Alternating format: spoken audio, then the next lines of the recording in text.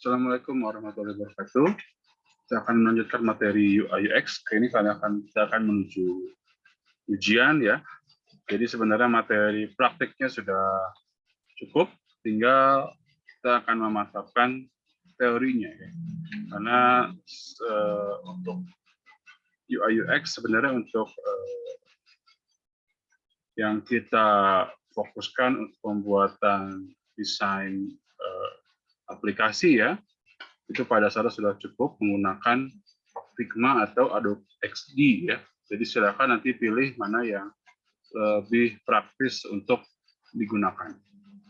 Oke, kita akan melanjutkan materi teorinya ya. Jadi nanti silakan diterapkan dalam pembuatan UI untuk aplikasinya ya. Oke, di sini adalah saya akan menjelaskan 10 prinsip UI dari Jacob Nielsen ya. Pertama adalah match the real world. Jadi misalnya ini penggunaan simbol ya. Ini dalam Figma sudah kita aplikasikan. Misalnya untuk desktop ya, untuk apa namanya?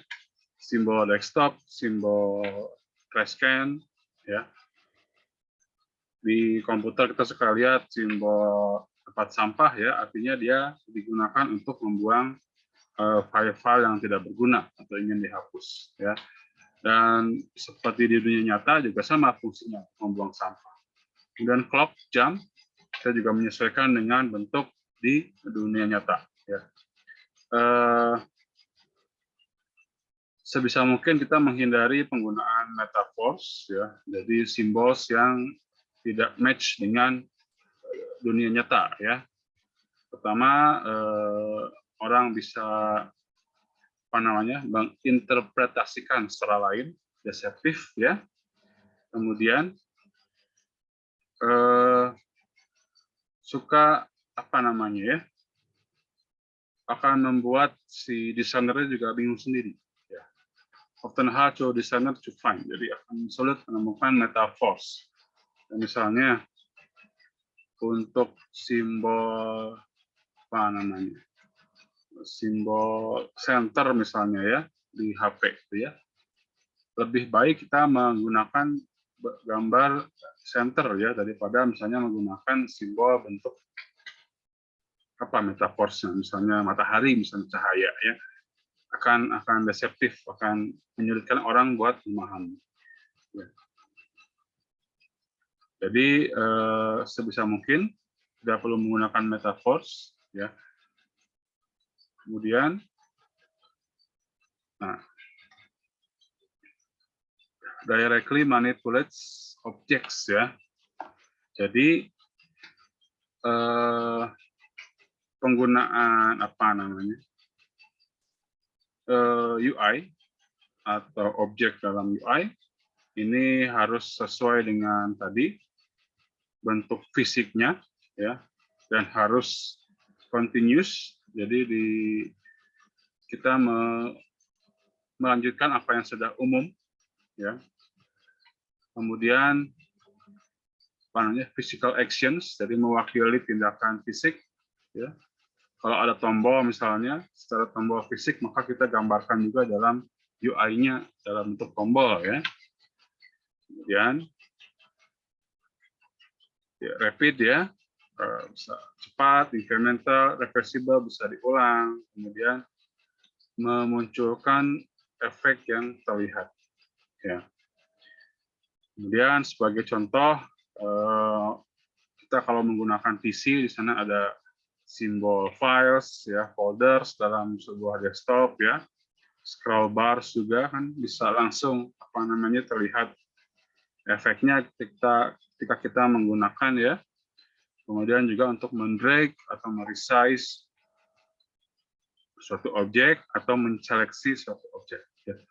Jadi visual repetition and physical interaction are important. Jadi hubungan antara tampilan visual dengan interaksi fisik kita, penggunaan jari ya atau dengan mouse itu harus sangat dipertimbangkan dalam pembuatan UI ya.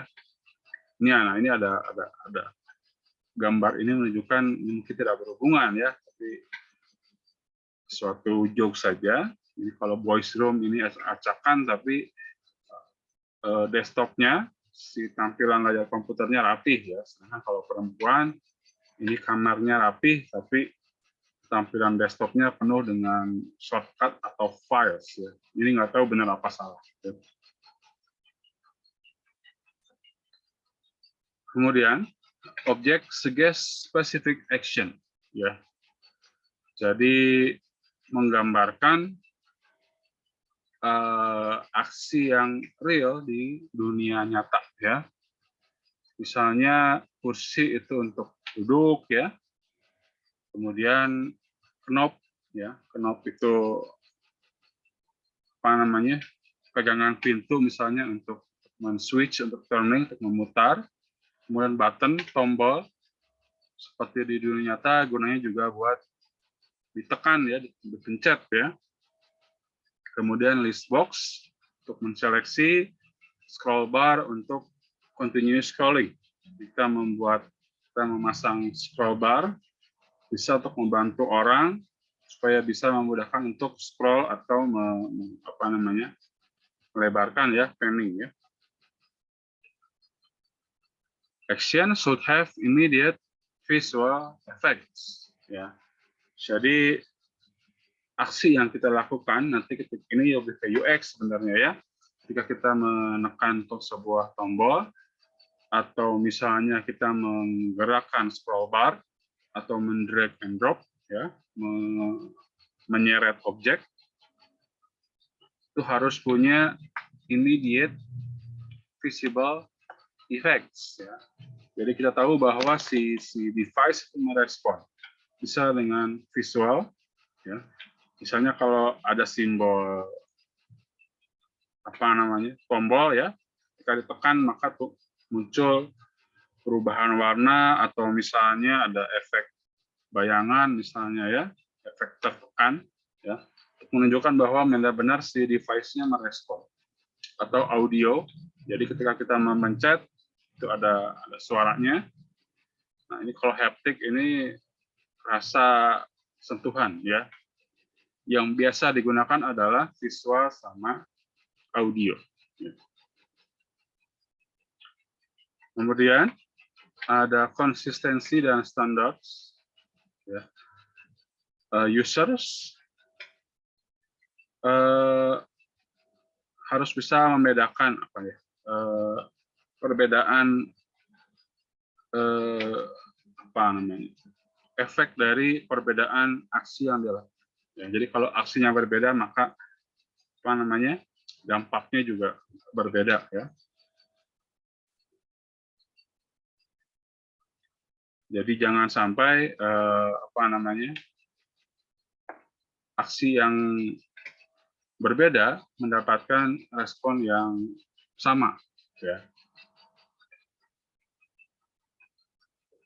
Jadi seorang UI designer harus bisa meyakinkan bahwa setiap graphic elements-nya itu sama fungsinya dalam berbagai platforms. Misalnya tombol on off misalnya ya, tombol on off ini tidak hanya misalnya digunakan di HP saja, di smartphone saja, tapi juga simbol yang sama digunakan di berbagai device, misalnya di laptop kita ya, di remote, di mesin cuci bahkan ya.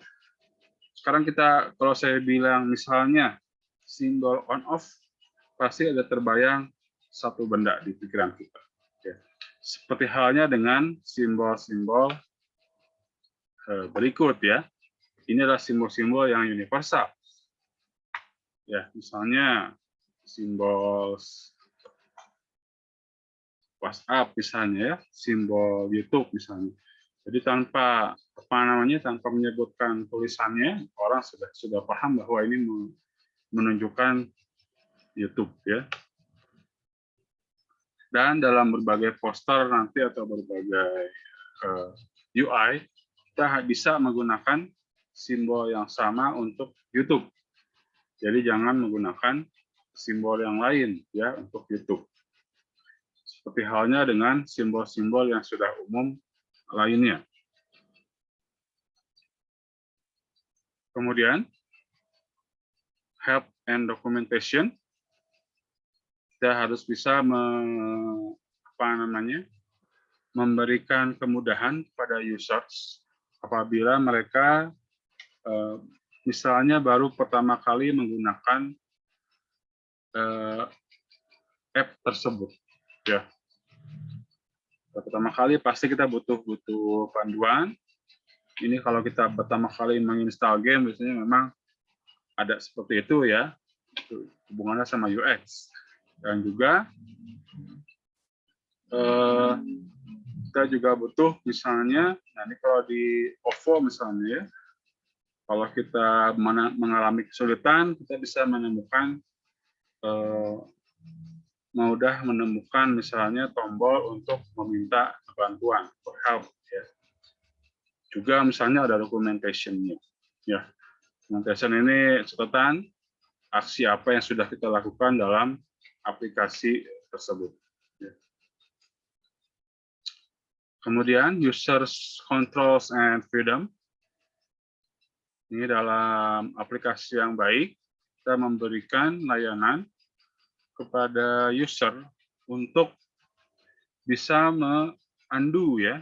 Jadi kalau ada banyak kesempatan kita melakukan kesalahan, maka harus ada tombol undo-nya untuk mengembalikan actions. Ya. Kemudian operasi yang lama harusnya bisa di pause, ya, dilanjutkan untuk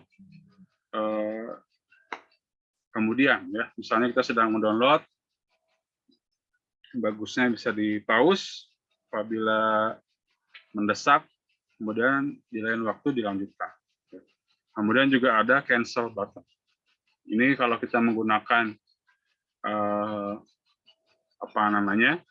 aplikasi mobile banking, ya, kita bisa mengamati bahwa dalam setiap actions itu dia akan bertanya apakah kamu yakin melakukan hal ini misalnya. Jadi ada beberapa tahap nanti sebelum kita benar-benar melakukan transaksi. Apa gunanya? Supaya kita tidak melakukan kesalahan karena sifatnya fatal ya. Kalau dalam transaksi keuangan kita tidak terkonfirm, jangan-jangan kita nanti mentransfer jumlah yang salah, atau misalnya mentransfer ke rekening yang salah. Ya. Jadi dalam aplikasi perbankan itu akan biasa mendapatkan beberapa tahap konfirmasi.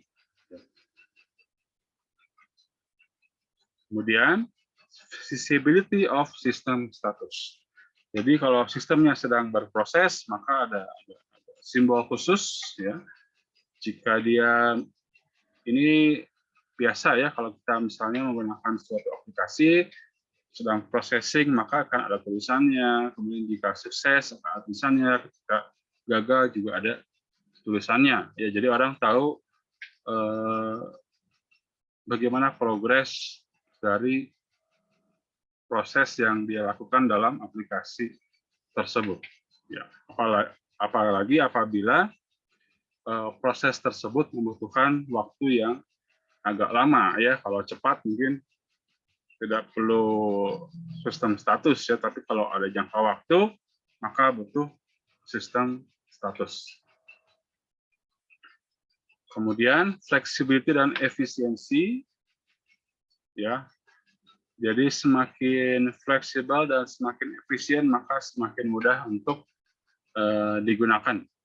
Ya, orang-orang akan lebih menyukai yang less interaction that allow faster navigation. Jadi interaksi yang lebih sedikit dan memberikan kita kesempatan untuk menavigasi lebih cepat. Ya. Ini bisa menggunakan beberapa keys. Kalau di Windows kita ada beberapa shortcut ya atau keys ya. Jadi kalau kita mau copy paste misalnya tidak perlu di klik kanan ya. cukup Ctrl C, Ctrl V seperti itu, yaitu untuk flexibility, ya, efisiensi, atau misalnya ada hidden commands, ya, yang tidak terlihat secara terbuka, ya. Dan mereka juga bisa misalnya mengcustomize, ya. Ini mungkin keunggulan dari Microsoft dibandingkan dengan Apple, ya, karena orang bisa lebih mudah untuk mengcustomize settingan di Microsoft Windows, ya, dibandingkan dengan Apple misalnya, atau Samsung dibandingkan dengan Apple. Bagaimanapun ya ada plus minusnya antara Apple sama Samsung, tapi kelebihan yang diakui selama ini adalah flexibility dalam penggunaan. Tapi ini lebih ke ke UX juga, ya, dibandingkan dengan UI. Kemudian recognition, not recall, ya. Minimize cognitive load by maintaining task relevant information, ya. Jadi meminimize informasi yang dimunculkan dalam UI, tapi kita memberikan lebih banyak kemudahan menggunakan lebih sedikit objek dalam si UI tersebut. Ya. Jadi kalau menurut penelitian, human attention, perhatian manusia itu hanya bisa merekam 5 items dalam memori singkat dalam satu waktu. Maka nanti UI designers mendesain dalam satu halaman itu seminimal mungkin objek yang bisa diinteraksikan dengan usernya. Ya. Kemudian gunakan menus, bukan command language. Ya. Kalau dulu untuk memberikan perintah pada komputer kita biasanya menggunakan command. Ya. Harus diketik dulu. Tapi kalau sekarang menu berarti tinggal pilih saja apa yang kebutuhan kita. Kemudian combo boxes sebagai box, bukan text box, ya. Kemudian generic commands yang umum, ya. Jadi kalau misalnya copy paste tadi menggunakan Ctrl C dan Ctrl V misalnya, itu yang umum, ya. Dan semua informasi harus visible, harus terlihat jelas, ya. Nah, kemudian nomor 8, error prevention, menghindari error. Jadi dalam membuat aplikasi nanti harus diminimalisir yang namanya error atau bug, ya. Kita sebagai user paling tidak suka ketika menemukan error dalam sebuah aplikasi, ya. Nah, jadi kalaupun error dalam dalam UI atau dalam UX-nya, lebih baik kita memberikan kode tertentu, ya, untuk menunjukkan bahwa di mana letak error tersebut. Jadi kalau kita perhatikan, kalau kita menggunakan PC, kalau misalnya tiba-tiba muncul tanda error, itu ada kodenya seperti ini. Nah, kode ini berarti punya arti tertentu, ya. Jadi kalau kita buat aplikasi, kita misalnya bisa mewaspadai atau mengkira-kira, ya, masalah apa yang akan muncul, ya, dan kita bisa memberikan tanda error yang sesuai dengan kerusakan tersebut. Jadi orang bisa bisa memperbaiki sesuai dengan kerusakan yang terjadi. Nah, ini kayak tadi, ya. Jadi selain muncul dari tanda errornya, user juga harus bisa mengenali apa kerusakannya, mendiagnose dan merecover sendiri, ya, memperbaiki kerusakannya, atau dia tahu dia salah di mana, ya. Sebaiknya memang dengan bahasa yang umum, plain language, bukan kode seperti ini, karena akan susah ya. Kita nanti harus, misalnya kalau tanda errornya kode seperti ini, kita harus searching lagi di internet, di Google, ini artinya apa kode ini. Jangan juga terlalu umum seperti ini ya, misalnya tulisannya something bad happen, ada yang rusak, kita nggak tahu di mana rusaknya. Ya. Jadi yang bagus adalah jelas di mana letak kesalahannya, di mana letak errornya, ya, dan suggest a solution, ya, dan menjelaskan solutionnya secara clear. Jadi orang awam yang pertama kali menggunakan si device juga bisa mengerti. Ya. Kemudian yang terakhir adalah aesthetic and minimalist design. Keep your design simple. Kita buat desain kita sesimpel mungkin, ya. Semua informasi yang kira-kira tidak perlu itu dihilangkan. Ini sudah saya jelaskan sebelumnya mengapa Google lebih unggul dari Yahoo. Salah satunya adalah karena kesimpulan dari tampilan UI Google, ya. Orang menggunakan Google mesin pencari tujuannya adalah untuk mencari sesuatu, ya. Jadi jangan dijejali dengan informasi-informasi yang terlalu banyak seperti Yahoo ini, ya, orang jadi pusing bahkan, ya. Jadi kalau Google dia utamakan di kolom pencariannya dan tidak ada informasi lain, ya, kecuali kita memang mencari. Ya. Therefore, the display must be reduced to only necessary components. Di display nanti ketika membuat UI itu harus seminimalis mungkin, ya, hanya berisikan objek yang sangat dibutuhkan oleh user, ya, dan clearly visible, sangat jelas, dan tidak ada objek yang ambigu, ya. Dan basic principles adalah orang tidak membaca, orang scan. Jadi kita mau melihat suatu halaman, ya, atau misalnya website, kita tidak akan membaca semua tulisan yang ada di sana, tapi kita men-scan dari atas ke bawah, ya, kiri ke kanan, ya. Ini kalau orang kita kan seperti orang Barat, ya, beda kalau orang Arab misalnya, orang Jepang yang atas ke bawah. Tapi kalau secara umum kita membaca dari kiri ke kanan, ya, seperti ini, men-scan, ya. Men-scan itu melihat secara sekilas, ya, dan mencari objek yang kita tuju, ya. Kemudian present few choices, jadi jangan terlalu banyak memberikan pilihan, orang akan bingung. Jangan juga menghalangi orang, ya. Great experience is about control. Jadi semakin mudah kita mengontrol sebuah device, maka UX-nya, kepuasan penggunaannya akan semakin tinggi, ya. Kalau susah dikontrol, kita akan lebih banyak kedumel nanti, ya. Kemudian mind your language and jargon.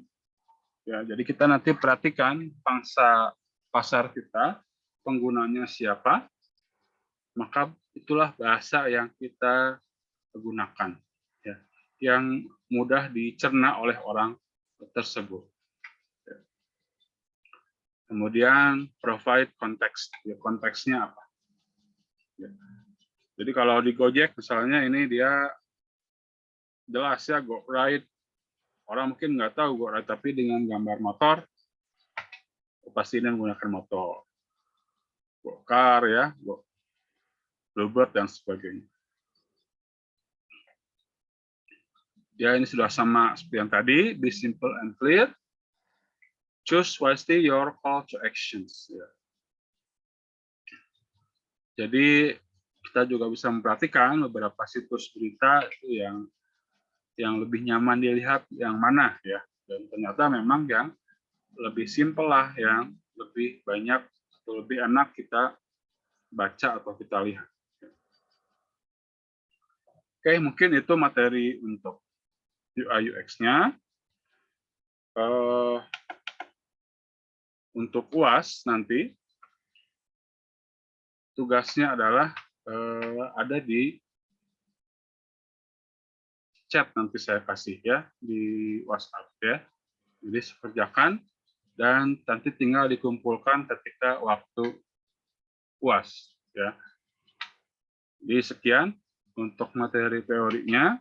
Nanti silakan dikembangkan lagi untuk skills teori dan skill UI desainnya. Saya tidak akan menjelaskan terlalu tidak akan menjelaskan terlalu banyak karena teman-teman saya harapkan bisa mengembangkan sendiri lewat eksplorasi di YouTube atau sumber-sumber lain ya. Jadi ilmu itu tersebar luas. Jangan hanya berpegang pada apa yang dosen berikan seperti textbook, silakan kembangkan sendiri. Karena teman-teman nanti bisa saja lebih expert dibandingkan dengan pengajarnya ya, bahkan lebih dari saya mungkin sangat-sangat mungkin ya. Jadi demikian untuk materi UI teorinya yang terakhir ya. Terima kasih atas perhatiannya. Assalamualaikum warahmatullahi wabarakatuh.